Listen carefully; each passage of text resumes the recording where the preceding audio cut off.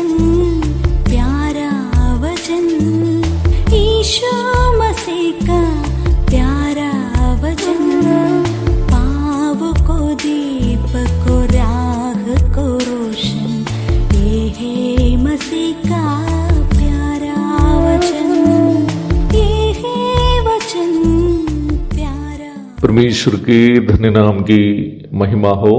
प्रभात मनन के सत्र 1838 में आप सभी का बहुत ही विनम्रता के साथ स्वागत करता हूँ। आइए आज को मनन के लिए हम पढ़ते हैं इब्रानी अध्याय 4 पद 10। क्योंकि जिसने उसके विश्राम में प्रवेश किया है उसने भी परमेश्वर के समान अपने कामों को पूरा करके विश्राम किया है। प्रारंभ में हम जो पद पढ़े हैं यीशु मसीह की ओर इशारा करने वाली एक पद है। प्रभु यीशु मसीह यद्यपि परमेश्वर के पुत्र होकर भी पूर्णतः मनुष्य बना हुआ व्यक्ति क्यों न हो, संसार में यीशु मसीह का जीवन कठिनाइयों से भरा जीवन था। वो पूर्ण रूप में परमेश्वर और पूर्ण रूप में मनुष्य के रूप में संसार में जीवन बिताया था। उसके बावजूद भी उनके जीवन वर्तमान संसार में कठिनाइयों से भरा जीवन था। एक साधारण मनुष्य अपने जीवन में कितने कष्ट सह सकता है, उससे कई गुना अधिक कष्ट प्रभु यीशु मसीह संसार के अपने जीवन काल में जीवन के हर क्षेत्र में अनुभव किया। आत्मिक, मानसिक तथा शारीरिक दर्द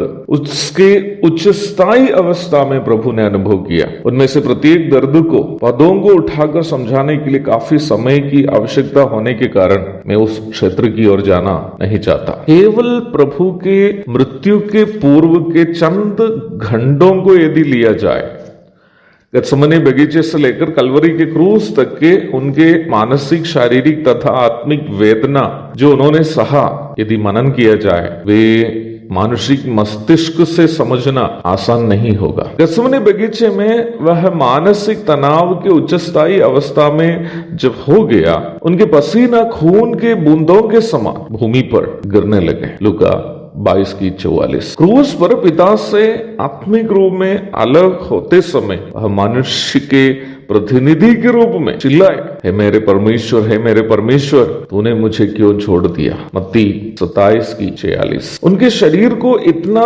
चल्ली चल्ली कर दिया गया था कि अपनी हड्डियों को वह गिन सकता था। भजन संहिता 22:17। इन सभी कष्टों से गुजरते समय भी प्रभु ने कभी पिता के खिलाफ या उनके सताने वालों के खिलाफ कोई क्रोध की बातें या अपशब्द नहीं कहा। उनके लिए पिता की इच्छा की पूर्ति करनी अपना आनंद की बात थी। यूहन्ना 17:4। और उसकी पूर्ति करके, अर्थात पिता से जो दायित्व उन्हें मिला था उसकी पूर्ति करके वह स्वयं संतुष्ट भी हो गया था। यूहन्ना 19:30। पूरी आत्म संतुष्टि से वो कहता है, यह पूरा हो गया, इट इज फिनिश्ड। मुझे सुनने वाले प्रिय भाई बहनों, जिस आत्मिक विश्राम की चर्चा हम कर रहे हैं, जो वर्तमान संसार में भी प्रभु के लोग अनुभव कर सकते हैं, वे संसार में सुख सुविधाओं से जीवन बिताने से या अपनी मर्जी से जीवन बिताने से मिलने वाला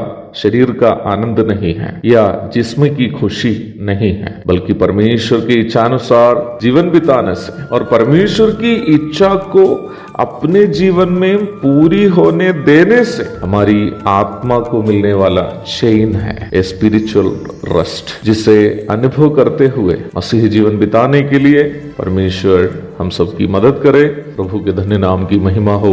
आमीन।